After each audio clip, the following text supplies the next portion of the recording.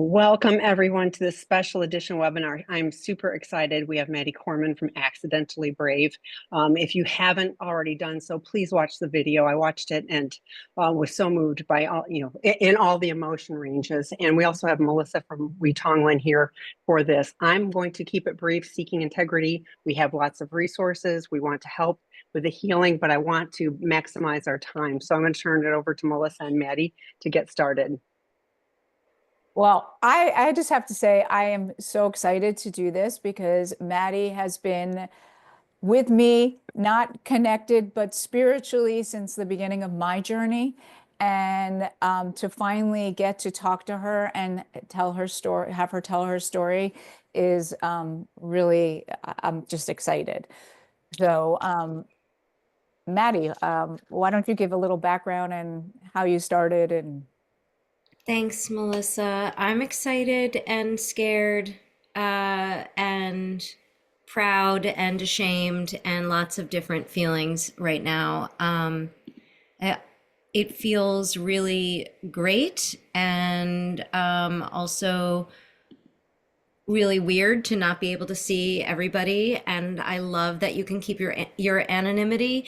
And in my experience, when there is anonymity, people can be really harsh with their questions and comments. And so I just want to say out loud that it's scary to share about betrayal trauma. It's scary to share for reasons of shame. It's really tricky, I will say, to share about my husband's particular acting out behaviors that are illegal and should be illegal and are terrible, morally and legally.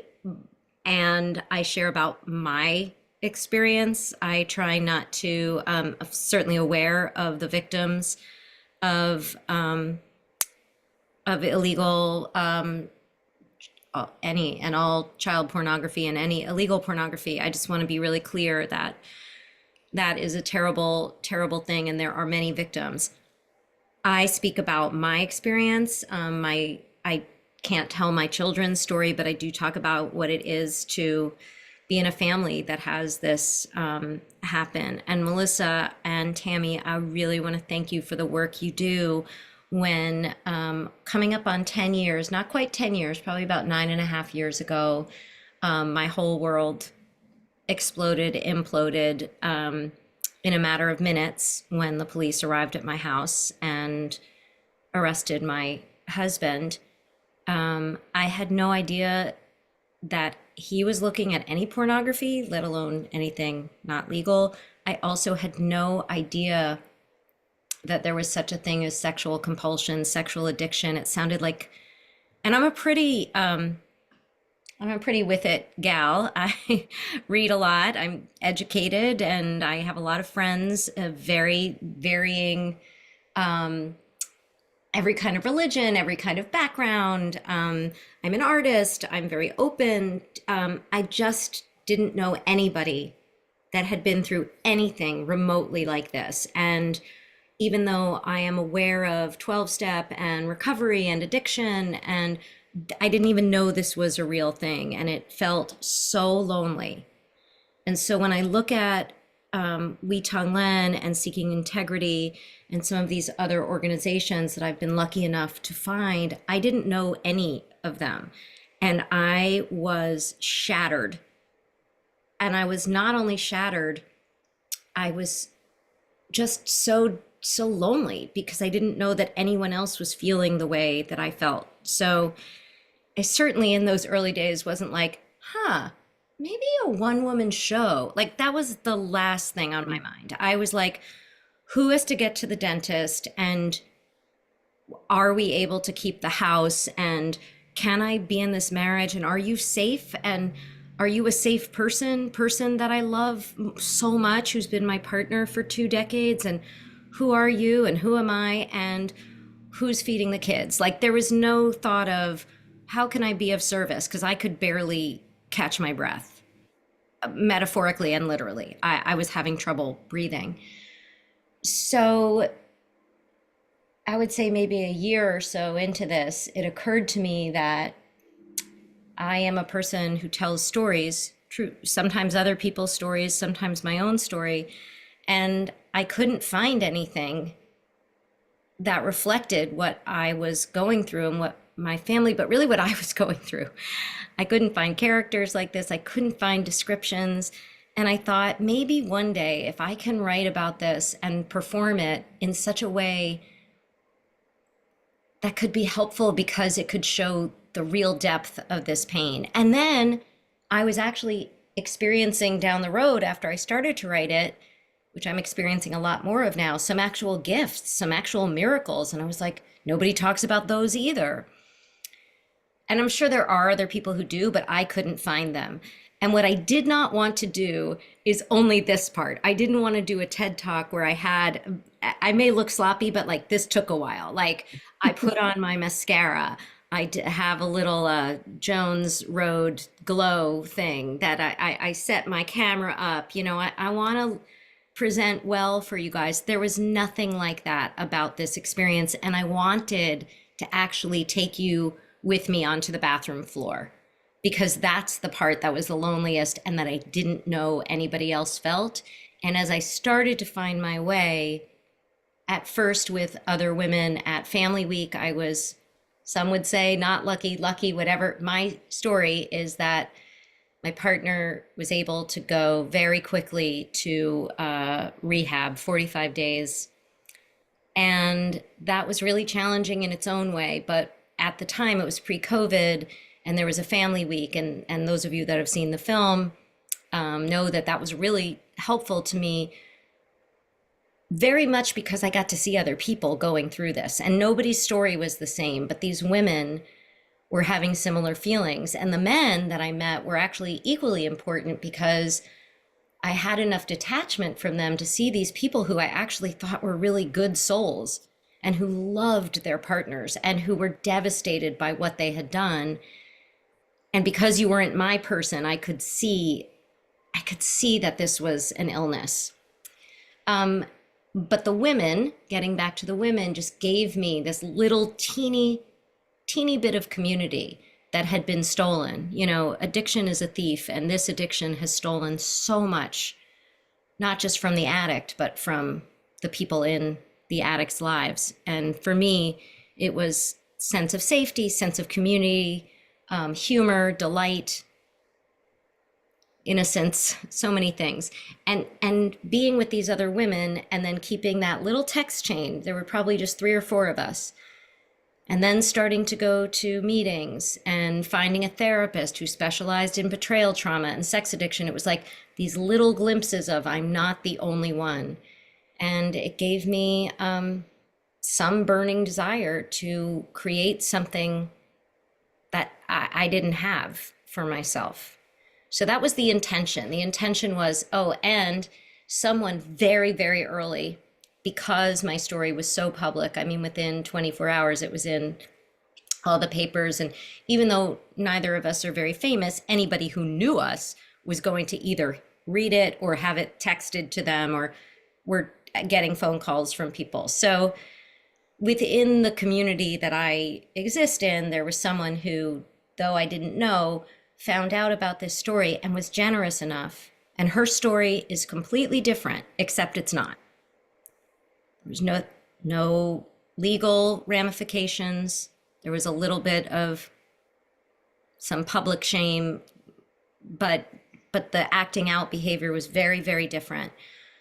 But she read this horrible story that I would have read if I weren't me and gone, ugh, and instead said, there's a family in trouble. Let me reach out and see what's going on. And she gave me incredibly solid, sound, specific advice, but I really think that the best thing she did was go, I know, I get it. I see you, I am you. And instead of all my wonder, I have really great friends and family, and they were all just so shocked and scared. And talking to them, they wanted to be comforting, but everybody just said, I can't even imagine. And this one woman, who I call my angel, said, I can imagine. And that just gave me, it comforted me, and nothing was comforting me. So I don't even remember if you even asked a question, but I went on, and it does feel very good to talk to the women that I'm seeing on screen right now. But I also know there's a whole world out there. I don't know how many there are of you, but I hope that um, that people can get something from this. And by the way, having it be on HBO now feels big and small and all of the things. And some of my favorite feedback has been from people who don't have this in their lives, but have said, I'm a friend of someone, and now I know a better way to be. And some of the addicts or betrayers or offenders, whatever word you want to use, they all still make my stomach hurt, to be honest. But hearing from some men and some women, but more men who are on the other side and have seen it, and hopefully have a little bit extra compassion for their partners, because this story is hard to tell. A lot of us are trying to keep our families together. It's not about whether you stay married or not, but trying to give our kids a chance to have a relationship, trying to make sure our kids are not so traumatized that they can't go on.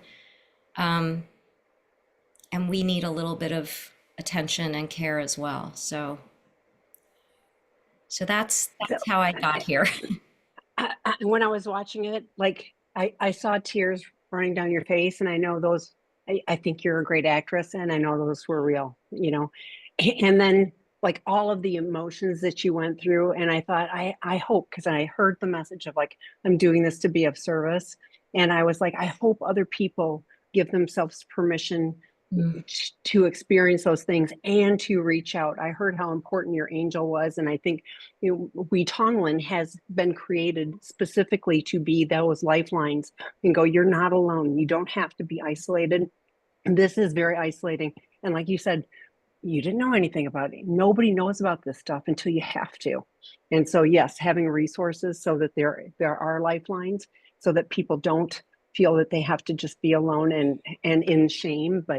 And yes, there'll be some feelings and all of that, but at the end of the day, we want people to come out the other side of this and have hope, and healing for themselves and for their family members as well. So Maddie, I'm sure that you like probably hesitated to put your story out there, and you probably didn't expect it to have this legs. It's been 10 years. Yeah. How did you get this courage to do this? Well, I certainly did not think about it at first. Now, I call the show Accidentally Brave because my story, it was not my choice initially to have my story out there. As you say, it wasn't my story, but the story of the worst thing that my husband had done or looked at was there for everybody to see. So I don't know. I'll never know if I would have been brave enough to tell this story if we could have kept it a secret. My guess is I wouldn't have. And I do not wish public shame on anyone. And there is some grace in that. I work with women now. I've become, I call myself a betrayal trauma coach just because I started to get so many people and I have so much experience that I try to share. But there are many, many women who have one person who knows, or almost nobody outside of their family who knows. Sometimes the kids don't know, sometimes the kids do know, but nobody else outside the family knows. And doing that dance to keep this a secret is utterly exhausting. And in some ways, I think that being forced into having my story be out there, I didn't have to do that dance to figure out how I could keep this quiet. So it didn't start out that I was talking to anyone. I didn't even go to lunch with anyone for a very, very long time. And when I started writing, it was with a creative partner, my friend. She wasn't even that good a friend, but I loved her. Kristen Hange, who ended up directing the show. And I just reached out to her. I just had a feeling I'd been acting for many, many, many years. But I knew that she was the one. She was kind enough, and she's shared this, so I'm not telling her secret, that she had shared with me early days that she had dated someone and been in relationship with someone who had a sexual compulsion. And the fact that she shared that with me at a time when most people were just like, what do you, what's going on? She just recognized that. And so I said, I'm thinking about writing. And it started out really small. I also started going to groups. My therapist, who specializes in sex addiction and betrayal trauma, started a group of just her clients. It was small, and I shared my story, and I wanted to projectile vomit. Every time there was a new person that came in, I was like, this is the worst part, because I have to tell my story again and I have to watch your reaction. And by the way, I'm almost 10 years in, and I still sometimes have that reaction when it's somebody where I don't know if you know, and I have to tell the story, and I have to take your temperature to see how you feel about me.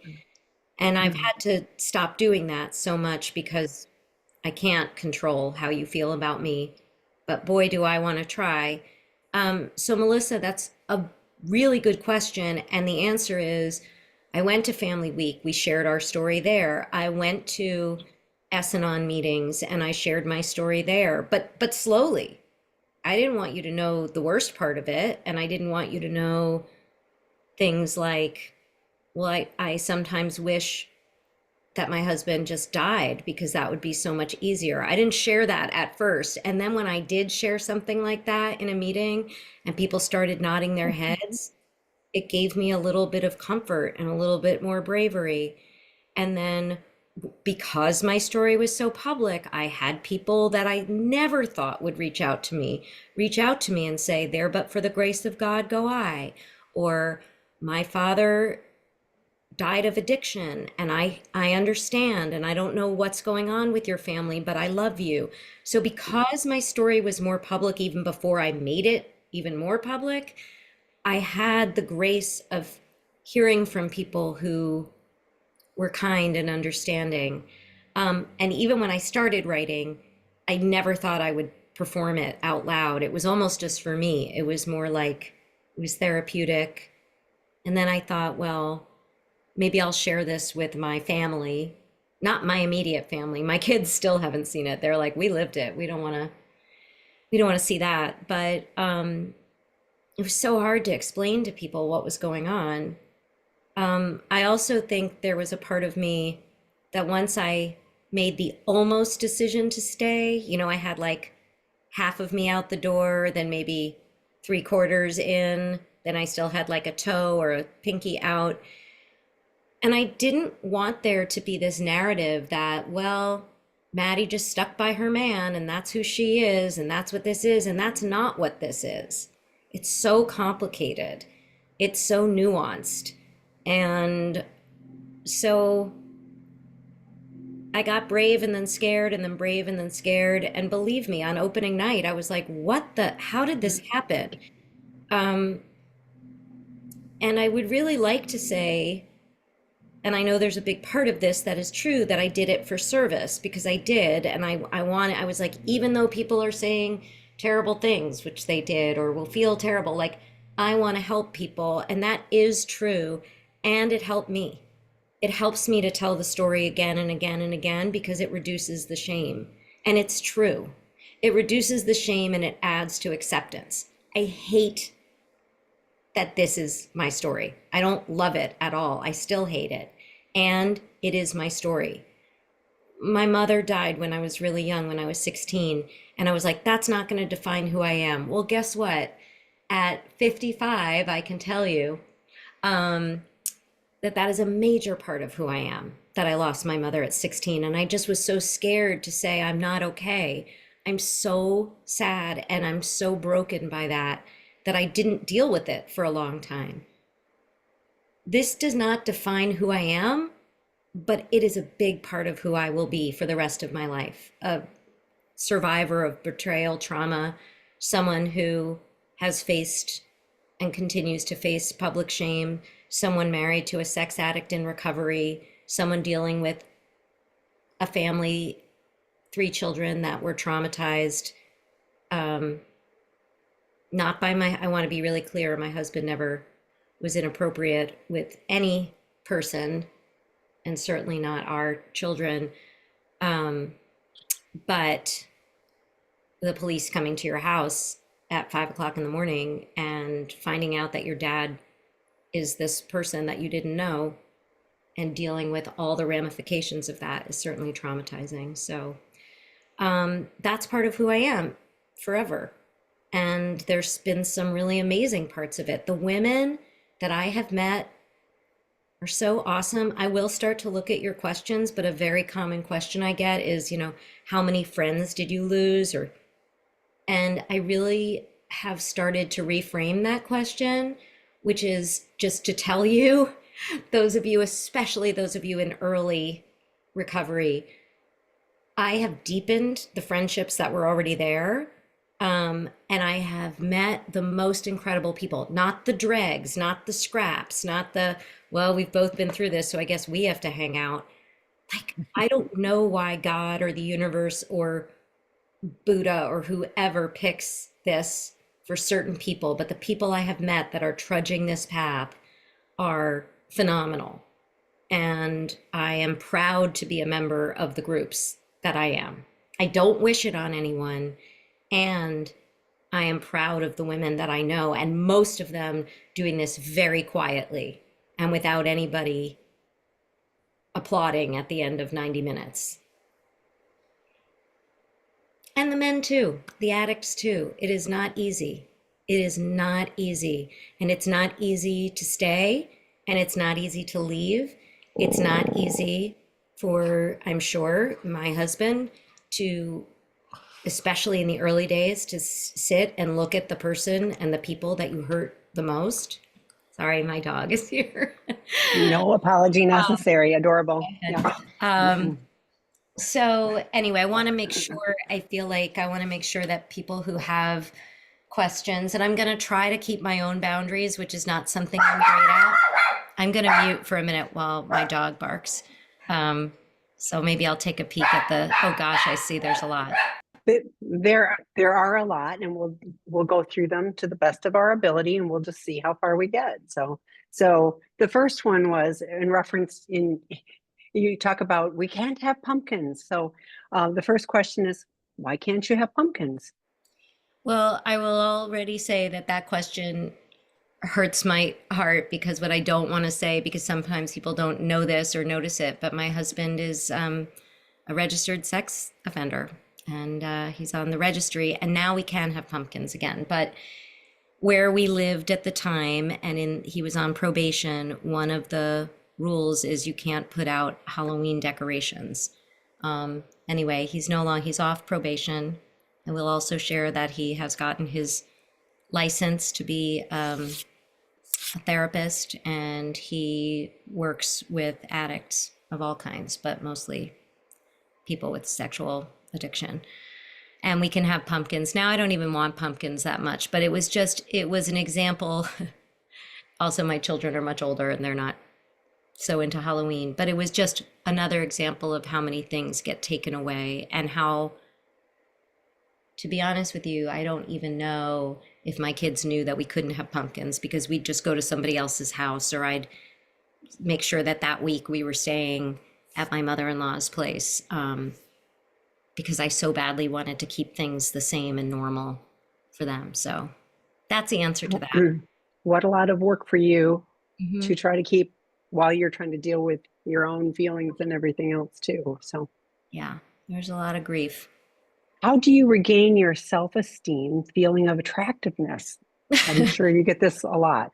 No, I was going to say, I don't know. Oh. I don't know that I ever had it, but well, that's a great question. And it does affect one's self-esteem. And I work with a lot of women, and I call it sisters, with a lot of women whose partners have, been with multiple people, been with sex workers, been with, I really did and do a lot of reading about the science of this. And I don't always feel it, but I really have come to believe that I did not cause it. I cannot control it. I cannot cure it. And on my good days, I don't take it personally. And just to be clear, my husband's, I try not to tell his story too much, but it wasn't, it was a lot of pornography. It was not just, and it's hard. Who wants to compare yourself to that? But I think it's hard to be a human and a human woman in the world anyway, and have any kind of self-esteem. So I think that's been a lot of my work, has been just getting in touch with the spiritual component of my recovery, feeling strong about who I am. I find other women who are brave and strong really beautiful, and occasionally I can just steal that and apply it to myself. But sure, I have days where I don't feel very, very great. But I really try not to take other people's comments or behaviors into my soul. I hope that's helpful. It is. Melissa, do you have anything to add to that? I know that with WeTonglen, you, I'm sure, run into this all the time. I would say, I'll only speak for me personally. I feel the same way as Maddie. I didn't cause it. I think it's an addiction that takes over the brain, and it can cause a Jekyll and Hyde, where I do believe my husband loved me. He found me attractive, and then he would be taken over. And those two worlds cannot meet. And again, like Maddie, sometimes it will bother me. But in most days, I, have to separate it and reframe it. And it wasn't me, it was him. And the addiction. Okay. Yeah. Maddie, thank you for being here. I'd love to know what modalities you used in your healing that helped you most in addiction to therapy. And I did put Maddie's website in the chat, so you can click on that if you're looking for Maddie for her coaching, et cetera, directly as well. So Thank you, Tammy, and thank you for the question. Yeah, I tried anything. I think partly for me in early trauma, I was just so lost, and things, everyone's like self-care, self-care. And I was like, I don't even know what feels good. Things that used to feel good didn't feel good. For me, I was still in a small town, and in the immediate fallout, and going to get a manicure pedicure, which used to be self-care, was suddenly like treacherous. It didn't feel good. I didn't want to see people. I felt like people were looking at me. I didn't want to have to go to another town. We were also incredibly impacted financially, and I was like, well, I can't go to the spa. I didn't want to have anyone touching me. A massage didn't feel good anymore. So I tried a lot of different things until I found things that felt good. Meditation always feels good after. For me, it was really hard for me to do it in the early days because my brain was so chatty and so full of fear, but I tried it. I did and do go to 12-step meetings. I know there's talk about attraction, not promotion. So I will just tell you that it really worked for me. There wasn't Zoom at the time. Now you can really find an S&On meeting, which I found very helpful. Not everybody does. So like Melissa said, I speak for myself. I like Al-Anon a lot too, but in the early days, I don't think I would have been able to handle that. It would have felt like I was the odd man out. I will say that I go to Al-Anon and I share that I am married to a sex addict. I don't get maybe too specific, but I've never been kicked out. I've received nothing but support there. I am lucky enough to have the privilege of going to a very good therapist. I have heard stories after story of bad therapists. So I don't just say go to therapy. A therapist who is trained in betrayal trauma and or sex addiction. The stories I hear about couples therapists suggesting that the woman's overreacting, that the couple should watch pornography together, that everybody should just relax. I mean, so I don't just say willy-nilly, but if you can get a good, solid recommendation, and be selective, be careful. And if you don't feel good, with this person, then try somebody else. And I know things, it's expensive. So I don't, that's why I mentioned 12 step, because it's free. Modalities, I have done EMDR. I like somatic work, which is, I'm doing more now.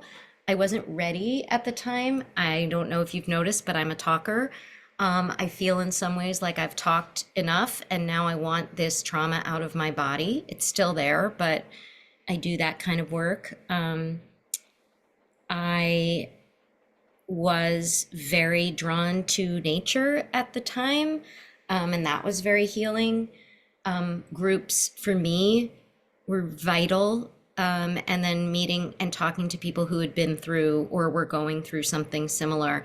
And I don't think there is enough support. I actually had a friend who offered to send me to a spa for a couple of days, and I said I'd really rather take that money and do an intensive outpatient program, which might sound funny, but that's what I wanted. I was very angry and resentful that my husband had gotten to go to the Meadows for 45 frickin' days, and like I stayed home and did everything, and but I didn't really want to go to a spa where I would see a bachelorette party or a mother-daughter or a husband-wife. Like, I just wanted to be with my people.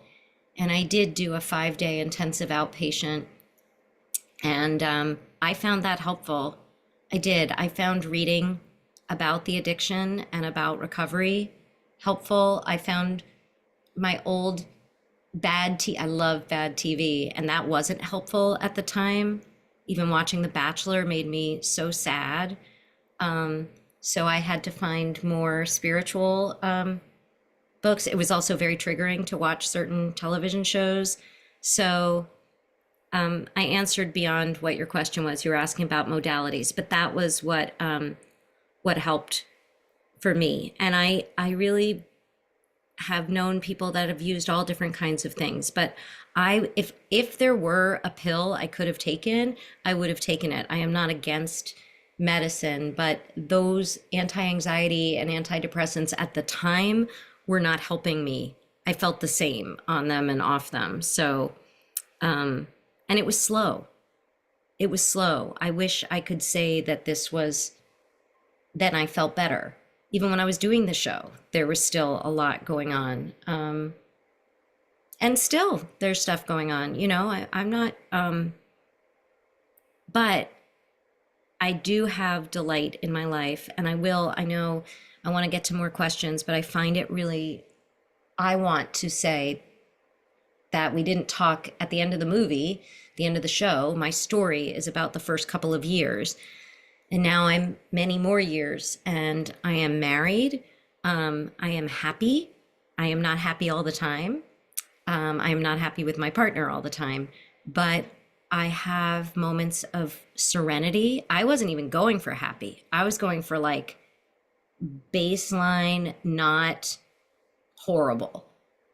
And please, God, let my kids be moderately okay. And I'm looking around because one of my boys is home from college. I'm like, maybe he'll come in. But my kids are not perfect, but they are thriving. They have great friends. They have good relationships. They have really good relationship with their dad, which I wish I could take credit for, but that's been the work of them. I can take a little credit. I'll take a little credit that I didn't leave immediately, that I said in our family, we give people a chance. I also, as I mentioned, lost my mother, and I know that suicide is very common, more common than we talk about, or even I think gets reported around this kind of issue. And I didn't want my husband to kill himself. So, because I wanted my kids to have the opportunity to have a father. And I know that where there is breath, there is hope, and people can come back together. So this did not happen in year 2 or 3 even, but I want you to know that and my kids aren't like, well, all things considered, they're like really funny, really vibrant, really creative, really smart, really passionate. considerate, and I think probably a lot less judgmental than they would have been. And it's hard. So, but I really did want to share that because I didn't know anybody who survived this. And I saw the question about how do I feel about the victims of child pornography. I feel terrible. I feel like I want to cut my eyeballs out. It's a terrible, terrible thing. Everyone in my family, including my husband, thinks it's an atrocious, atrocious thing. And I believe that in talking about this, we can help.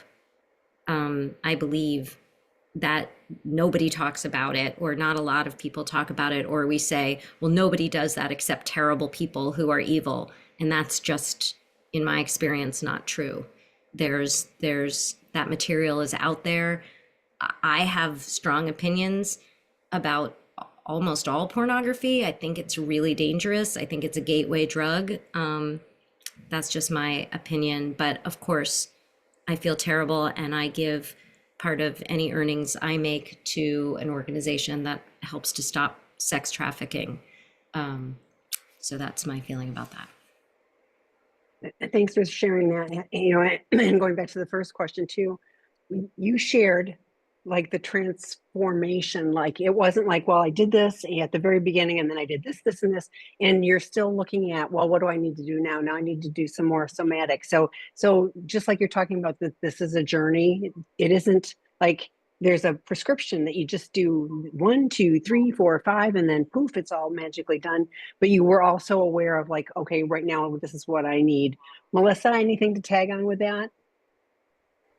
It's a continual journey. I mean, Maddie's ahead of me, maybe 5 years, but it's you have to keep doing things every day.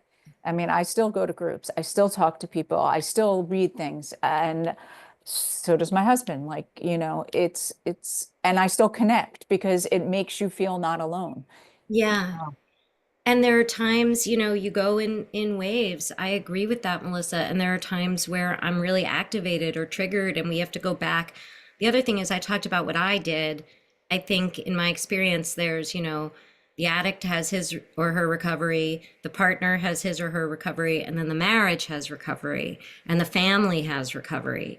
So I think there's still a real lack of resources or support for how we tell our kids. And, you know, look, my experience was we didn't have a choice of how we told our kids, but then we had a choice of how we worked with it, you know, and each kid is different. And depending what age your kids are, and depending how long you've been married, and there's a lot of different, what I find not helpful is in the world of shaming people for at least trying to stay in a marriage. I have experienced a lot of backlash for, and I see other people having this as well. And it takes a really lonely time and makes it even lonelier.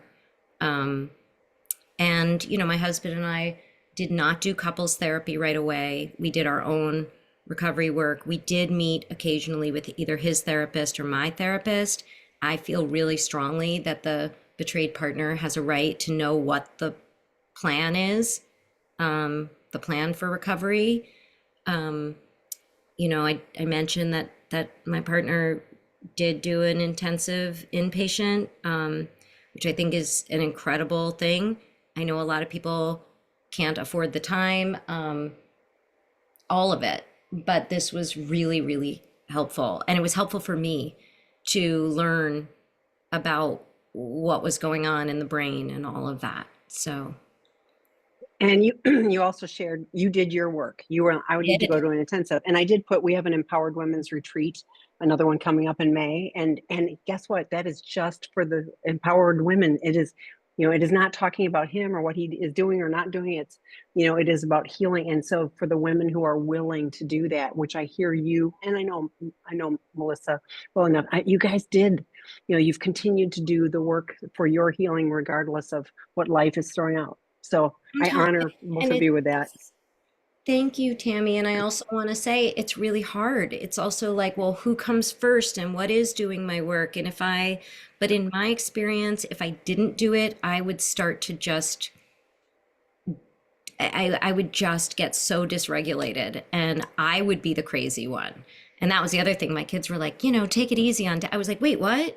So it wasn't all the time, and it wasn't graceful all the time, but and partly I did it because I had to. It wasn't like this choice. It was like I really could not function. And then I would go to therapy and I'd feel like, oh, I can function for the rest of today.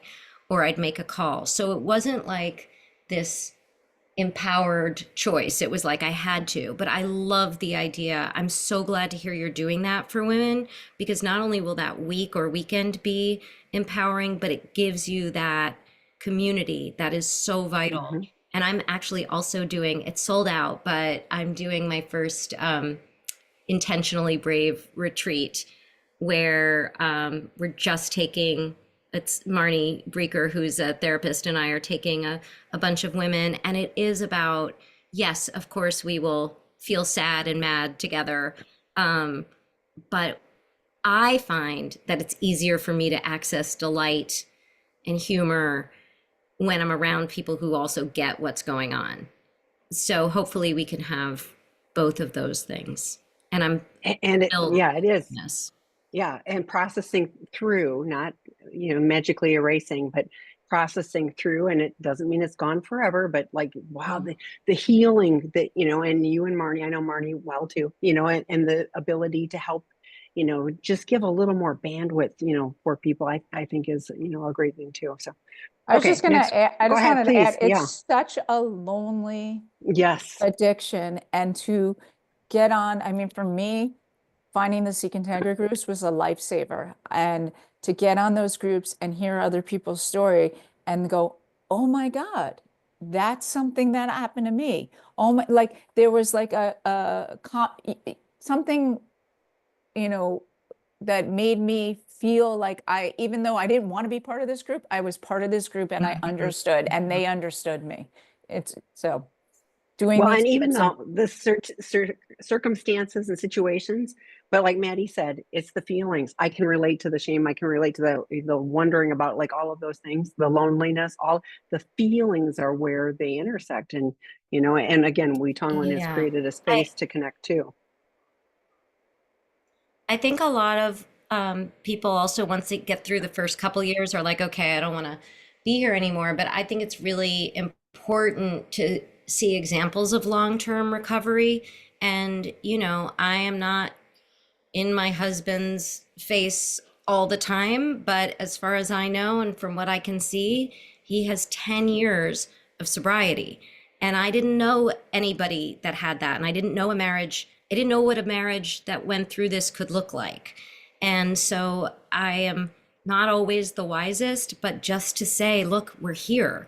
And I really want to try to develop more, and I know you guys have this too, but more resources for couples, because it's like, well, now what? Now it's like, now we're rebuilding something. I had a time where I took down all the photos. I didn't want to see anything from the past. And I was like, okay, we're starting here. Now we have this marriage of integrity, and now we have no secrets, and it's all okay. But I talk about, I got myself a new ring, and we're starting from here forward.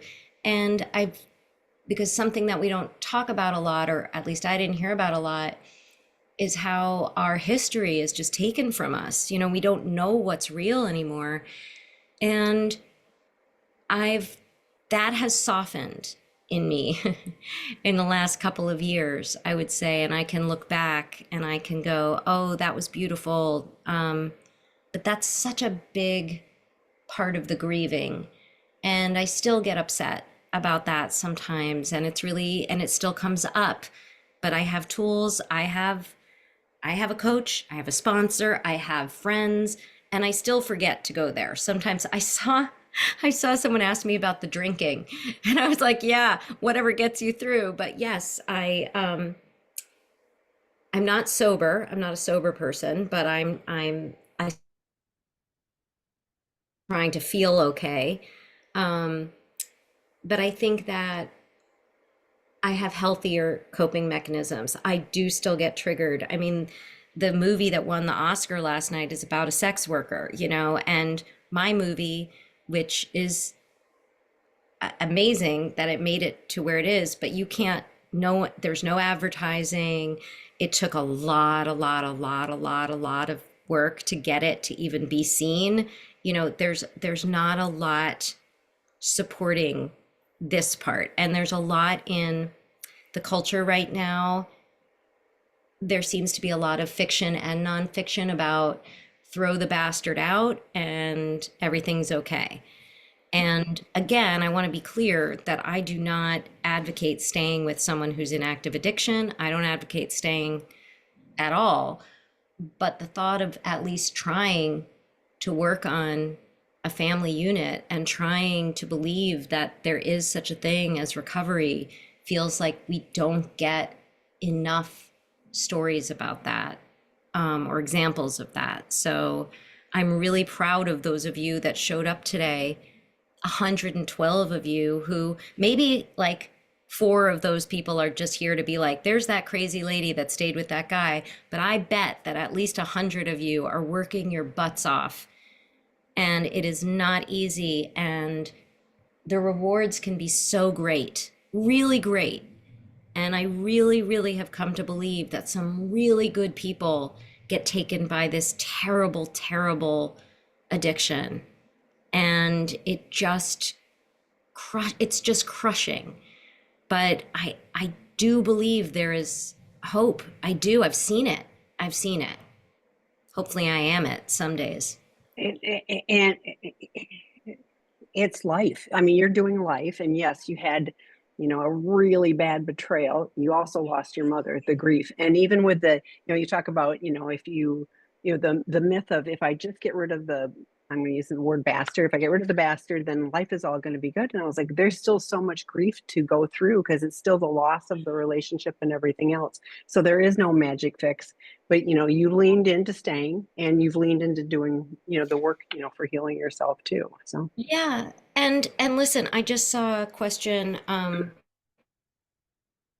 around because but I noticed somebody asking about someone whose partner doesn't choose sobriety, and that marriage, in my guess, will end. And I have a couple of clients where that's the case and a couple of friends where that's the case.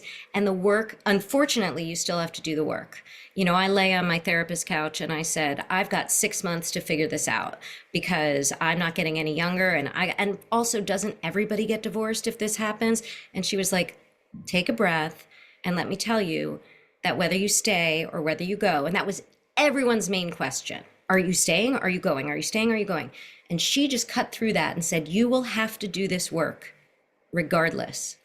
You have been living with a person who's in serious addiction, and that is not your fault, but it is now your responsibility to do this work. And the work that I've had to do, I hope, is not just for the marriage or the family. I know that it's for me too. And the women that I know who have left because they're almost every woman look at me, but almost every woman I know who is getting divorced or has gotten divorced, it's because their partner could not stay sober or would not choose sobriety. So I also want those of you who are feeling shame and fear to know that is, most people try at least to stay. I didn't know that either. But the women who have left are so strong, and they do take this with them, and they do take the recovery with them, and they do take the inner knowledge. And I know all of our inner knowledge got, excuse my language, fucked up. It's like, how can I trust myself when I didn't see something that was happening right in front of me? But I did know something felt off. And it took me a while to get back to what I know for sure, what I know inside. And that is what I believe my recovery has been for, not just to save the marriage or to be okay or to write a show. And I hope that regardless of what happens, that stays. So I think, I don't know, but I'm not staying because I made a vow. I'm staying because for today, I'm with someone who's chosen recovery and we are working on this together. I have no desire to be with someone that isn't choosing that. And even within that, and I saw a couple questions about this, how will I ever know? How will I ever know? And I get that, because when I tell you I had no idea, I had no idea. And that is a source of shame and fear and all the other things. But that's the work that I do, where I go, how will I know? I did scan for danger for the first months or maybe even years. I did feel like a crazy person, but I don't now. And I can't exactly tell you how I got there, but it certainly was not overnight. And it's not that I've learned to, yes, my husband has earned the trust back. I'll never, ever trust anyone entirely like I used to, probably ever again, but I trust myself more than I used to. And I think that is a good thing. I think I made other people into a little bit, I put people on pedestals, and I don't do that as much anymore. And there's some sadness, there's some grief in that. I miss the innocence that I had. But trust can grow back, in my experience. And that takes work on the betrayer's part as well. We did something called Phanos. I think you guys use that in your practice. We did that almost every night for a long time. And I saw changes in my husband's behavior. I didn't know he was acting out, so I didn't know that he wasn't acting out, but I saw changes in the irritability and the depression and the rage, in the, I saw a change, which was in front of my eyes. So I even though I was scared and didn't know, and look, do I have people still saying, well, you're crazy? Yes, but I started to go inside. And by the way, I didn't just trust myself. I have specialists around me who were like, he's doing the work. I saw that he was going to meetings. I saw that he had a sponsor. We went to couples where I was checking in and saying, I still think there's this denial or that denial. And we're a work in progress, but I did see changes. I did.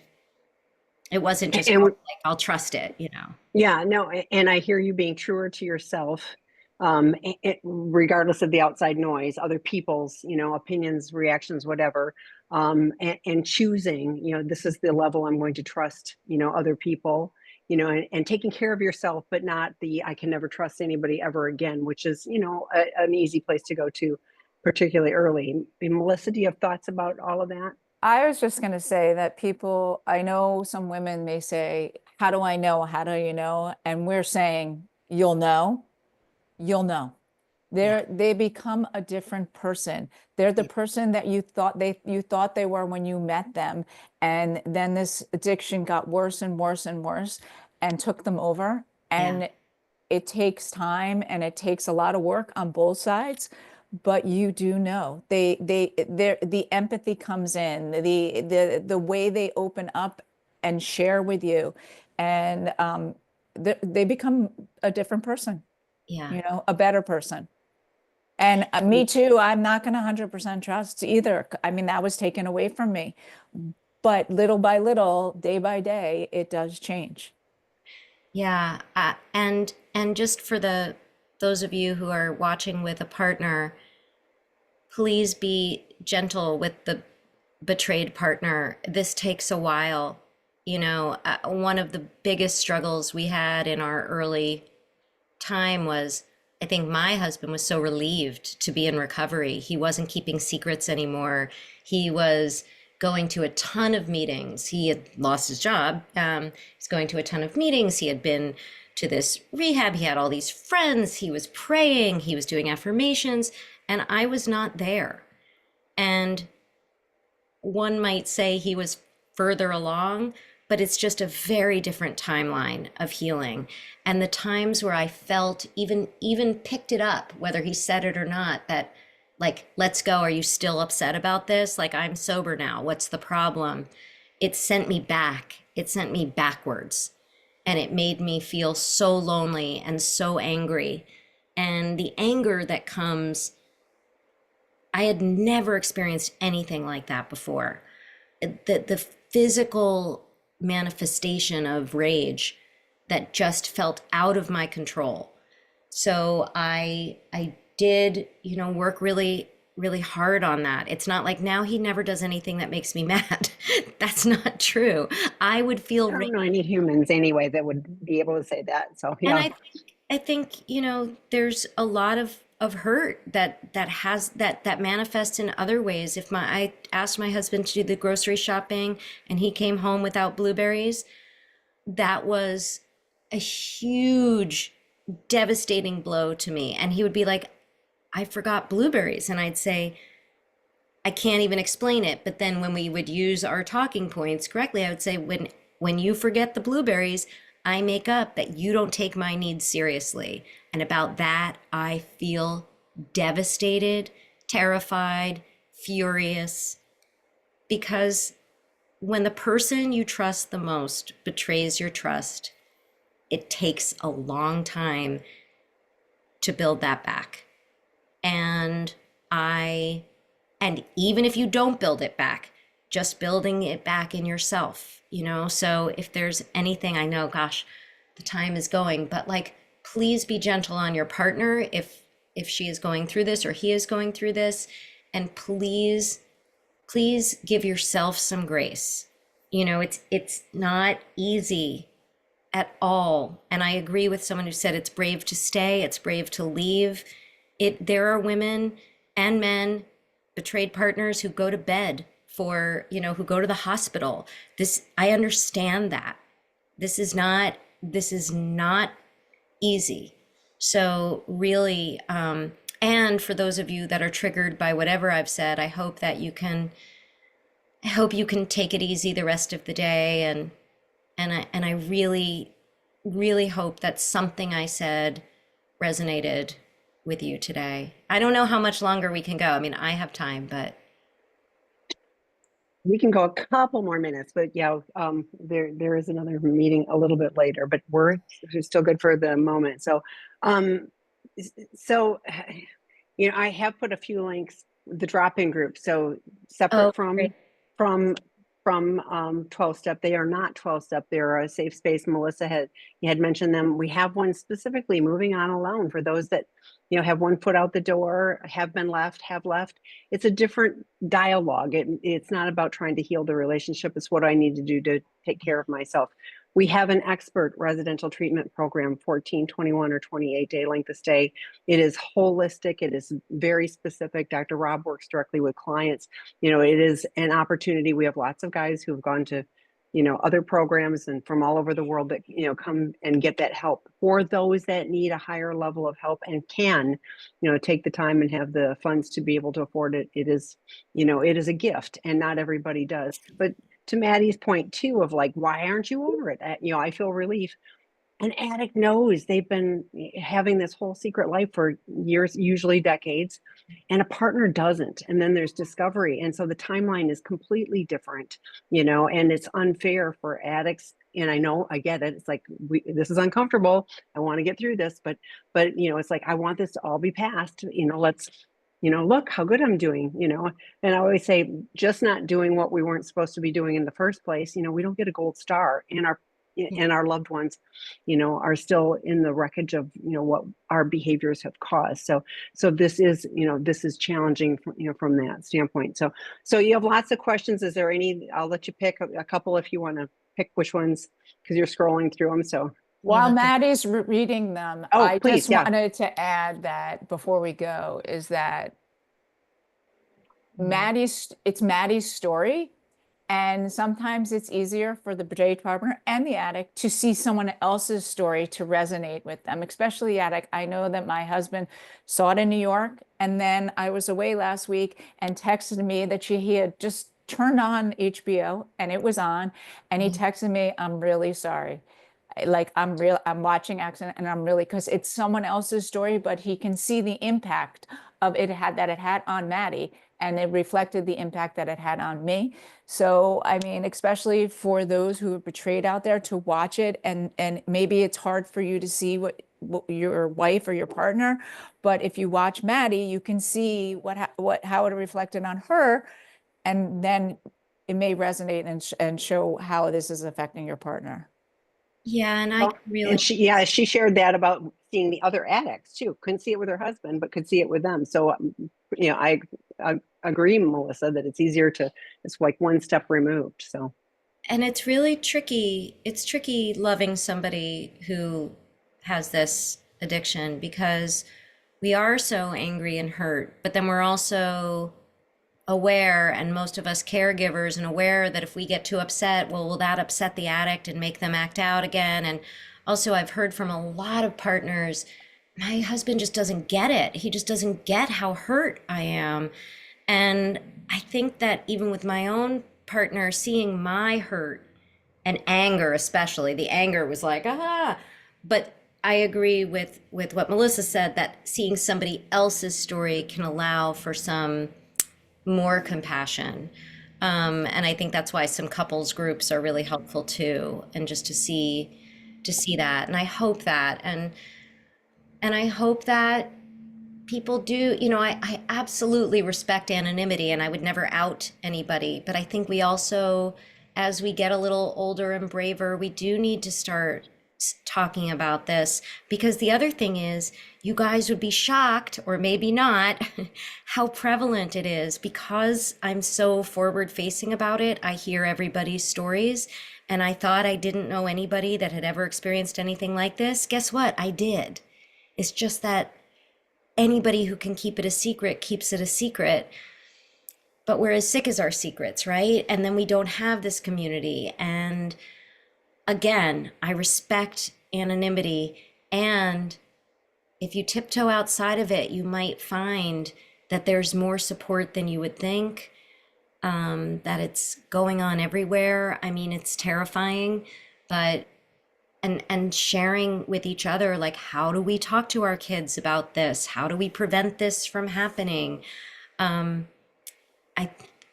I think we're getting there, but we're certainly not there yet. And I'm really grateful. My husband's doing his CSAT training now, and it's on Zoom, so I've overheard some of it, but there's an entire module on betrayal trauma. And I'm just so grateful that this is part of the story now. You can't deal with one without the other, and we need our own therapies. We need our own, and we need partners being treated by therapists who understand that we need, the addicts, betrayers, offenders being treated by therapists and coaches who understand the hurt that the betrayed partner is going through. Because it affected me so much more than emotionally. I mean, it absolutely affected me physically. I was shaking in the night. I lost a ton of weight and I was eating. It was just, my body was not, I have a friend whose body started freaking out well into recovery, and it turned out that her partner had relapsed. And so what Melissa said, like, her body was like, no, something's up. And she did know before she knew. But I get that it's a scary thing to stay. I get that it's a scary thing to leave. And I hope that you can just know that you are not alone. And I hope that, not to sound self-promoty, but I hope you do tell your friends and family to watch the movie. You don't even have to say why, but it starts a conversation. And I hope that my hope is, I know I'm me, I'm just telling my story, but I'm not that different from anybody else. And my husband was not the guy living in the basement, of he wasn't a creepy man. He was, and is, a good man. And this thing is real. And if we just make jokes about it, if we just other it, if we just keep it over there, I don't think we're going to get as much healing. So yes, get yourself in a group. And if that group doesn't feel right, find somebody else, find one or two people. Because the other thing is, I really believed my husband broke me, he should fix me. And he believed that too, but it didn't work. He could not be the one. I needed to do some of this work myself, and I needed some support from others. And I'm sorry to be so gender specific. I know there are men who are in betrayal trauma, and I know there are women who are addicts. It's just most of my experience, but I know that this does not discriminate. So let's see. I think I know I couldn't answer everybody's questions, but I hope you take in some of the messages about bless you, Maddie, for seeing us all. This was amazing. Thank you for sharing your journey. It's helping me on mine. Your movie was powerful and hard and meaningful and impactful and brave. And then I'm going to share this one too. And then we probably better close, but I don't have a question. I wish there was more awareness about this disease. My husband started recovery and then decided he didn't want to continue. I thought I didn't need this program. I do and will forever. Thank you. I loved your show and your support, Rosalie. And yeah, because it works. Okay, now I'm crying. So grateful for both of you women in this journey. And we have lots of resources, even like with the kids. We've got Leilani Sinclair coming back to talk about kids. Just check out lots of free resources on seeking integrity. Grateful for your time, both of you, and so for your much. bravery, for being accidentally brave, because this is how the conversation starts to change. Is you were willing, and I'm grateful for that. So I'm grateful for the work you guys both do, and thank you for helping to organize this and bring us all together with our community. And like I said, I'm proud to be a part of it. So thank grateful you are. Thank you, Bye. Maddie. Thank Thank you. Thank you everybody. both. Bye.